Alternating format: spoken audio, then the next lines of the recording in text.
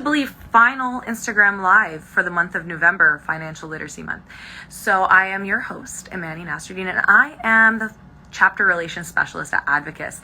Today, we've got a pretty great topic to wrap up the entire month, and that is on retirement and estate planning. And joining me today is going to be Nicole Langman and Elaine Erhart. Hopefully, I think they've just hopped on actually. So I just want to let you folks know that we are going to be on for half an hour today, and we will be taking questions at the very end of the call, live rather. So feel free to include your questions in the comment box, or click on the bottom right corner. There's a little Q&A option. Go ahead and click on that, put your questions, and we'll definitely tackle them at the end of the call. And if you can't make it till the very end, no worries. As always, we're going to have the replay on this account, on our advocis.tfac account, and on our Financial Advice for All website. That's also where we house all our past Instagram Lives, as well as any new articles and anything you really need to know about financial literacy, including some of the JFA great videos that we've had from last year and the new JFA kit for this year. It's been a total success, so definitely check it out if you have not already. I see Nicole requesting, so let's add Nicole here. Elaine, 2 seconds, let's see.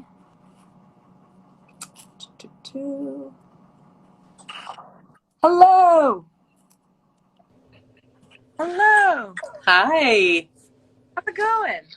Great. Nice to meet you. Hi, Lane. Nice to meet you.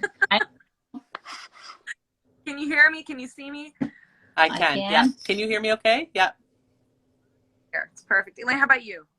Yeah, I can hear perfect. Fantastic, fantastic. Super happy to have you both on the call with us today. Definitely a lot to unpackage. So I want to be able to tackle the conversation right from the start. You know, the theme for this week is retirement and estate planning, but we did also want to kind of tackle the side of the conversation that not many people get to see, and that's the mental health aspect of it. And Nicole, you're here to kind of give us more insight on that side of things. So definitely there's going to be some questions for you. But folks, you're just hopping on right now, feel free to include your comments and questions in the little comment box below or in the Q&A feature at the bottom. We'll definitely tackle them in the last 5 minutes of this Instagram Live. Awesome.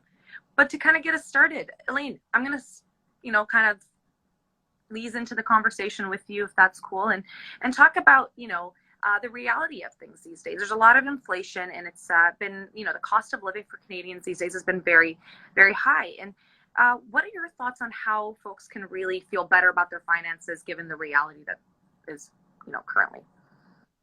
Well, I think that there's a good time, or no better time than the present, to start looking at your budget and seeing where your money's actually being spent. If we actually look at the cost of food and gas and things like that we're using on a regular basis, they're higher than they've been in probably 35 years.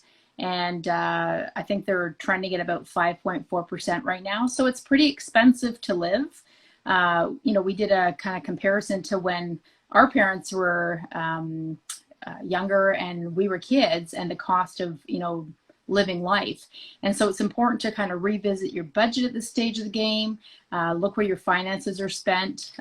People that are thinking of retiring, making sure that they've revisited their retirement plan at this stage of the game, because the cost of everything is definitely higher. So it is important to probably over plan and have more money in your budget to spend for the basic needs: roof over your head, food in your mouth, clothes on your back, because those things are costing you more money for sure.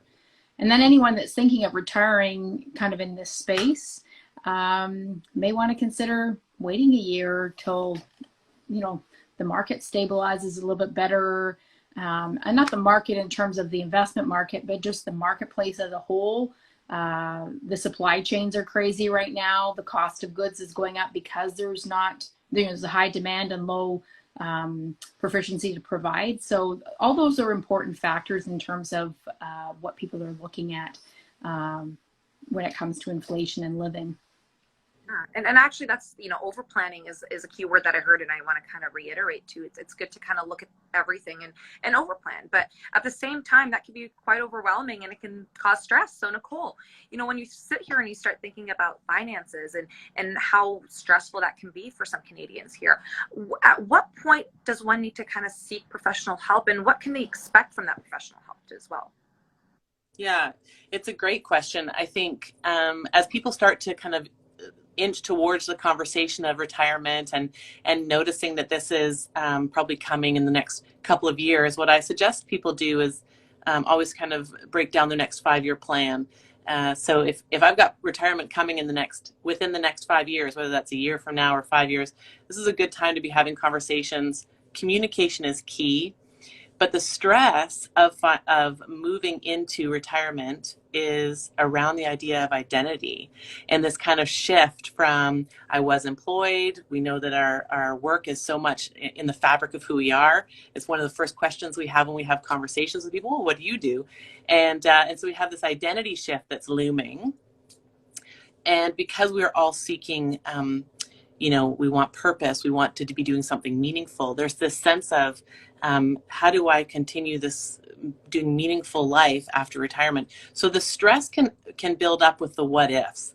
And we talk a lot in counseling around the anxiety that shows up around the what ifs, the shoulds. Should I be retiring? Shouldn't I be retiring? What if I don't have enough money? What if I lose my identity or my relationships? And so that front end anxiety, if you find yourself thinking about that quite a bit or spinning about it, I think it's time to maybe have a conversation with someone like Elaine, someone that can help you sort through these kind of questions, because anxiety can make things feel really, really big when someone can help you kind of break it down a little bit. So if the anxiety is keeping you awake at night, and by the way, I read a report recently that said 60% of people have been kept awake because of financial stress, thinking about their finances. And I have to say, in my practice, I am surprised it's only 60%. I would say probably most of us at some point can say stress around finances has kept us awake. If that's happening, it might be worthwhile just even talking to a mental health professional as well as a financial advisor. Yeah, absolutely. And I think that, within your profession as well, within the past 2 years, and I don't know if you could speak further to it, have you seen a lot more individuals come up and be like, I need help. Like there's a lot going on. I need to break things down. We can start with you, Nicole, because I think this also applies to you, Elaine, if like in the past 2 years, given the pandemic, if people have kind of had to revisit their lifestyles and how they approach things. So Nicole, go ahead, and then Elaine, I will go with you after. Yeah, this has just wreaked havoc, hasn't it, on all of us in all different aspects of our life. And as people are some people are being forced into retirement, obviously, over the last couple of years, and wrestling with how do I navigate this new season and doing things so differently. So I think what I've seen in my practice is the sense of urgency to make these quick decisions on big life changes. And sometimes we need to just kind of like step back, take a breath, try and reorganize ourselves a little bit. And people will come into my office with this sense of urgency and almost frantic around, I've got to make the right decision. I've got to, there's so many big decisions to make. And so sorting through it, making things bite-sized for ourselves can reduce anxiety so much, and trying to kind of step away. And that's where a professional can come in. So in counseling, and kind of referencing back to your last question, in counseling, we can sort through some of that stuff. Is okay, where is the majority of the anxiety coming from? What is the fear rooted in? And what's your hoped for plan? Like if you could, you're looking at the last couple of years have been so stressful. How, let's talk about the why the stress, and what is, from a narrative therapy perspective, I say, like, what is the anxiety telling you about yourself or predicting about the future that we can kind of maybe sort out a little bit. So it kind of becomes a conversation around sussing it out, peeling back the layers, and having a look at maybe some different angles to change perspective. And Elaine, what's your take on this? Well, I mean, it's definitely been a busy 19 or 20 months for sure, with the shift in the market last year. And then, of course, people that were planning in 2020 to retire, and had we planned properly, and the angst that comes with all that. And of course, the other part is that I often say to my clients that If we had 3 different strategies on how to get to retirement, conservative, progressive, if we all kind of averaged out at 7% return, we'd have the same amount of money if we invested, accordingly along the way. But when you're in the deaccumulation phase, or when you're in retirement, it's a whole different kettle of fish, because what's happening in the marketplace and what's happening for income that's coming into people's households makes a great deal of difference. And so it could be the matter of, am I going to have enough money? Am I going to be able to, retire in place or stay in place? Am I going to have to downsize? Am I going to have to change which way I'm going? Am I going to have to pivot in terms of different parts of this? And then the other big thing is, did I plan for health? Did I plan for health care? Do I have enough money to facilitate looking after different pieces of health? And especially being that mental health has just kind of exploded this last 20 months. There's a lot of post-retirement or just getting ready for retirement clients that are struggling mentally, because you're taking people that have been social beings and you've locked them down in places and not let them go certain, directions. And so maybe they haven't been spending money because they're not traveling, but now they're having to spend some of that money on healthcare, counseling, those types of things. So it's definitely, it's all those pieces that have to be part of a retirement plan, especially these days, not just the monetary, but the social emotional side of it, the healthcare side of it. A lot of people are retiring maybe somewhere else. I have clients that have decided to leave the country to retire. And it's all the aspects that go with that. If I'm going to be a non-taxed Canadian, am I going to live out, am I going to be an American citizen? Am I going to be a European citizen, whatever that may be? All of those pieces are going to be important pieces to put together in terms of what you're planning in retirement. So. And actually, 2 good points here that we actually had a question in the comments section about someone asking, what about those that plan to retire overseas? What does their plan look like compared to a Canadian that just plans to retire in Canada, for example? Well, I mean, the one part of that is, do they have a cash flow? Where are they going to live? What's the cost of living in the area that they're going to live? But I think the biggest part of that is that, are they going to be looked after from a healthcare perspective? Can they, are they becoming a citizen of that country? Will they be able to buy healthcare in that country? What's going to be the cost of that? What do they have to give up here? What social benefits are they not going to get in Canada that they're not going to get in another country as well? And do they have the cash flow to sustain the lifestyle that they want to maintain? So yeah, there's definitely different pieces in that. And even from a planning perspective, I was talking to one of my clients that lives in the US the other day, and life insurance in Canada, when it's paid out to family or to whatever, is non-taxable for the most part. In the US, it's not like that. So there's different tax laws, and we have tax treaties with the US for certain things, but not all things. And we don't have tax treaties with other countries that could affect how people's income flows into their pocket. So. And I actually think that this is a really good point for us to ask one of the questions that I have. And Nicole, we'll talk about the mental health aspect of this as well. And that's, Bloomberg Business just this past week actually posted an article talking about how, beforehand, $1 million was like a sea of money, and that could, like $1 million can take you so far. But nowadays, $1 million, if that's what you plan to retire with, or whatever amount, you need to expect to spend on average at least $40,000 on things that you didn't plan to kind of spend on because of inflation rates, just the reality of the world these days. How can this uncertainty, basically, if someone started planning a long time ago and now we've reached a point where $1 million doesn't mean anything actually, how does that uncertainty kind of play and role when someone's planning for their finances and their retirement when they don't have a steady stream of income coming in? Yeah. Are you asking me the uncertainty question? How can uncertainty, because that can really add to anxiety and the stress on that side. Anxiety is like or uncertainty is a super highway to anxiety. You're so right. That is the direct route. So we know that retirement and planning for, you know, this shift is, and all that's been going on can absolutely create, it just leads us to anxiety for sure. And one of the things that people are telling me that they're finding now with the uh, you know, that magic number of $1 million, and how things have changed so radically, in that our children. So there's often this kind of like, you know, people who are facing retirement or going into in retirement right now still feel a sense of responsibility to kind of like build up their children and to help pad their children. And so, well, it might have been that, you know, retirement, the magic number was 1 million and it was, you know, 60, whatever. Now people are feeling like I need to stay working, or I need to have a more in order to help my children land, because that's stressful to sort, you know, we know we're so tied to what's happening for our kids. And so what I'm hearing from people is this pull around that extra anxiety, uncertainty, not just for me, but for my children.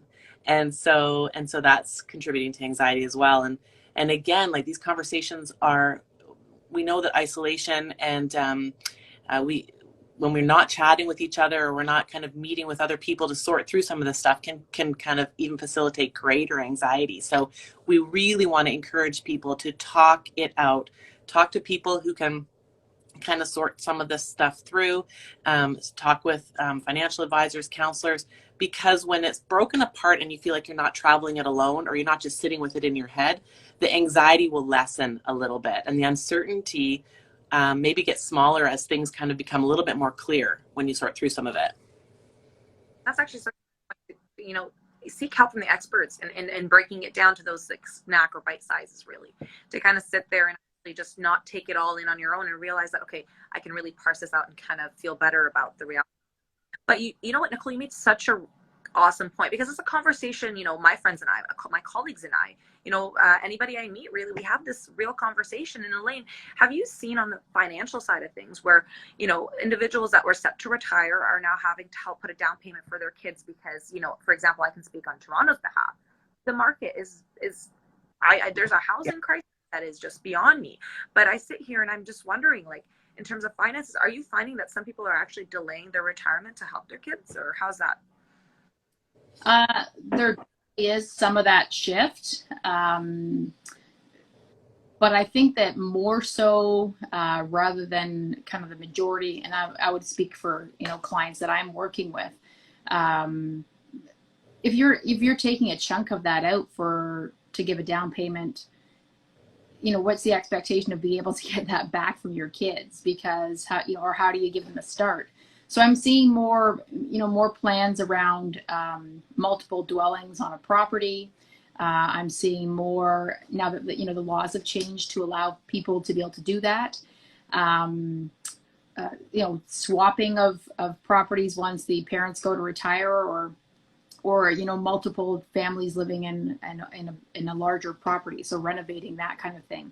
But there are clients out there that are also wanting to take cash flow, and so we're saying, okay, where are we taking that cash flow from? Well, it doesn't make a whole lot of sense to take it from registered money, because it's going to cost you $200,000 to take $100,000 out, kind of idea, right? So we're in a low interest rate market, so if you have a, you know, a line of credit and you want to help your kids out, then, you know, put a price tag on that with a small interest rate. If you're making a better return on your investments and you can borrow it and leverage somebody else's money to get a start, rather than taking money from your own savings, because that's kind of a rocky road, especially, you know, being we're in a position of inflation and the cost of everything, and, you know, you need to have that money for a roof over your head, and whether you're, you know, 70 or whether you're 27. So it's important to make sure that you're looking after your own interests, because at the end of the day, your number one asset's not the amount of money you have, it's in your ability to do. So if your kids are out there and they can go earn a living, then they can, you know, they can work their butts off just like everyone else has. You might have to work a little harder because the price of houses is crazy. However, it's still important for them to, because I think a lot of things have been given to this generation that we worked for. So Plus, I'm sure they're going to inherit lots of money too. So, yeah, but at the end of the day, it's still important for, as part of that plan, to say, okay, if you want to help your kids out, let's leverage something as opposed to taking from what you have. Yeah. And you know what? It's a different conversation when we're talking about millennials, really. You know, when we sit here and talk about, social media, the anxiety from social media, and the ability, like, when we look at this platform that we're using right now, Instagram, and there's this urgency, going back to that topic that we began with, and I see you nodding, Nicole, like, where we see all these things on Instagram, we're like, this is the level I need to live at, and there's an urgency for the money right now. There's an urgency for me to climb that stair from, like, right here to get to the top, like, by tomorrow. And what are some, like, strategies, like, folks can practice at home to realize, like, okay, no, I need to slow down. And you know what? Things are not going to happen overnight. I'm not going to make $1 million by tomorrow. What are some strategies, like, Nicole, based on, your practices, that folks can kind of, sit down and actually work on their own at home? Yeah, well, I'm more about focusing on anti-anxiety strategies and things that can help people stay from, like, kind of like jumping too far ahead of themselves. But what we know to be true is that social media, God bless it in so many ways, but it is troublesome, and so many people are comparing themselves up against this perfect example that you mentioned. And so when we look at, like, managing that and just kind of helping ourselves stay. Often I'll tell people to take a social media strike for a couple of weeks and just get themselves free of it, get it out of their system. That will absolutely reduce anxiety, but and comparison. So letting yourself kind of regroup a little bit. So if we can take a break from comparing ourselves to other people and what's happening or what other people are presenting on social media, because we know that's not actually what's happening.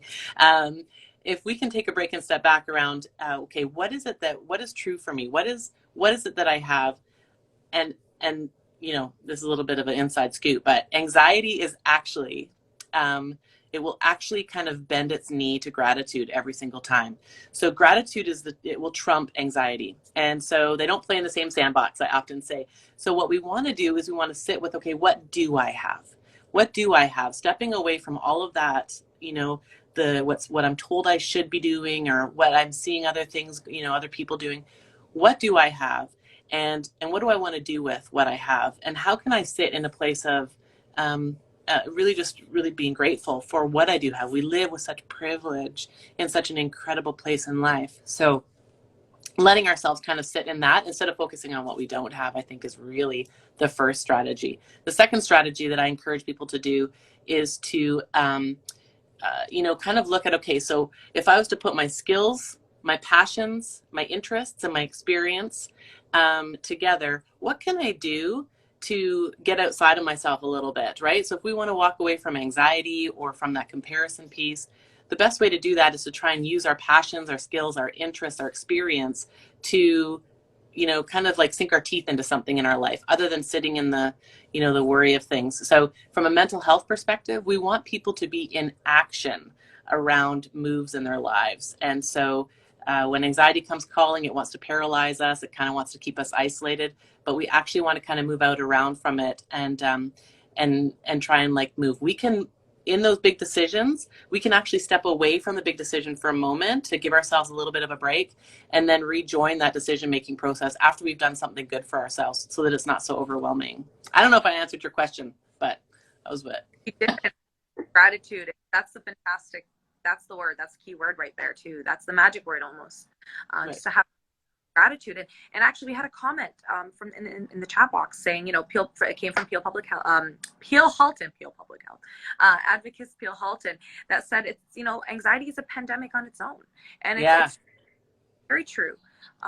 But you know what, I can't think of a better conversation to kind of, wrap up our financial literacy month with, because it's a conversation that shouldn't just be had during November, but a conversation that should be had all throughout the year.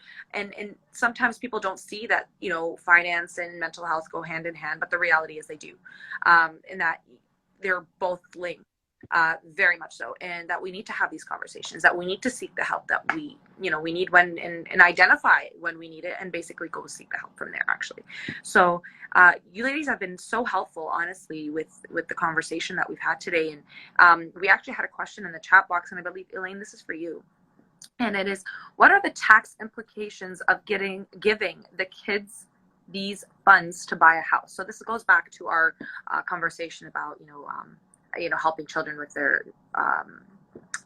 basically putting a down payment, etc. So great question for sure. But it's not just one straightforward answer because it depends on how you give it to them. Obviously, we know that the gifting rules are 10,000. But if you are, if you took kind of a leg up to what I said by, leveraging cash flow that you have, then really you're lending the money to them as opposed to giving it to them.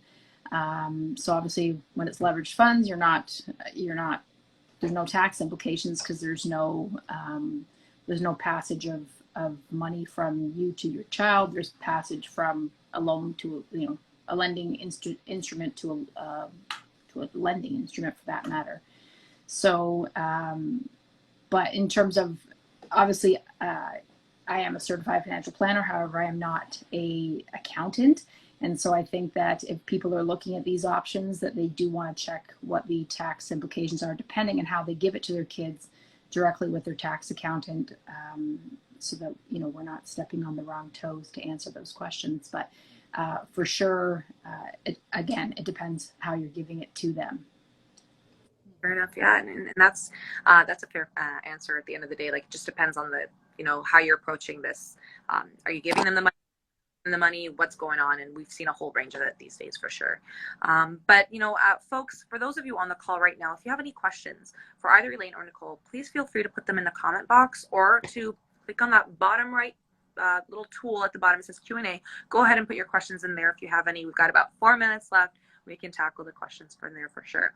But to kind of wrap up the conversation, I like to ask all our guests that come on, if there's a particular book that you would recommend to the viewers here today and everybody that'll watch the replay. Is there a book that you would recommend? And Elaine, if for you, the question would be, is there a book that you would recommend on bettering your finances or your approach to finances? And Nicole, your question would probably be, is there a book that you would recommend for folks to kind of take a read and help them, center themselves and maybe see a different perspective when it comes to mental health? So I'm actually gonna answer for both of us if Nicole doesn't mind, because I think there's a book on both fronts that I would recommend. And so from a financial planning standpoint, I think Income and Retirement, or Retirement Blueprint by Daryl Diamond, is a great book in terms of income and retirement, so that people understand that transition from gathering assets to deaccumulating assets. And that's a great starting point. It's a super easy read. And really good, and it comes directly from Daryl Diamond, who is a certified financial planner. And then on the mental health side, I'm going to do a plug here at the same time as knowing that there is great practical implementation of things and practical ways to learn how to understand a bit about who you are and understanding where your mental health is coming from. And Nicole has actually just recently published a new book called You Are Wanted, Reclaiming the Truth of Who You Are. And it is very true. So she couldn't do anything but recommend that book. That's the best book right now. But it does have very practical implementation or activities in the book as you go through, and a great opportunity to help you with any struggles in terms of the mental health side of things. And we all know from any kind of planning standpoint that whether we're planning a budget, we're planning a wedding, planning a retirement, or in retirement, there are two major aspects. Do I have enough money? Will I have enough money? Will that money last? Who am I as a person? Will I still have identity in this place? And what am I going to do with my time? And so those are important pieces, two very different streams, and both those things together are definitely important part of planning. So Nicole, if you have another book that you would recommend, by all means. Thanks, Elaine. Yeah. You Are Wanted, Claiming the Truth of Who You Are by Nicole Langman is a fabulous mental health book. Thank you for that plug. Shameless. Thank you for that, Elaine. I'm gonna deviate a little bit, but there's a book by a person by the name of Hiram Smith, and it's called Purposeful Retirement: How to Bring Happiness and Meaning to Your Retirement. And I think it kind of touches a bunch of different bases, but that would be an option. Purposeful Retirement by Hiram Smith. Love it. Love that. Well, yeah, honestly, that's thank you so much for recommending that. But I'm so glad Elaine recommended your book too, because I don't know if you would have. That's so good. I would not have. I wouldn't. How would it fit in this conversation? I don't know, but thank you, Elaine. Congratulations. Fantastic. I'm so glad. Well, that's, you know what, honestly, we've wrapped this up on a high note. That's fantastic. Thank you so much, ladies, for taking the joining us all. Talk about retirement and mental health and all the important conversations we should be having all year round, not just in November. This is our final Instagram Live for the month. However, we will be back for special Instagram Lives throughout the year. Of course, we're going to continue the conversation. We're not just keeping it in November. Financial literacy is very important. So thank you for being part of the conversation. And folks, if you want to watch the replay, it's going to be available on our IGTV here on advocis.tfac, as well as our Financial Advice for All website. If you have not checked it out, I do encourage you to do so. Thank you so much for joining me, and everyone, take care, stay well, and stay healthy. Thank you. Take care. Take care. Bye.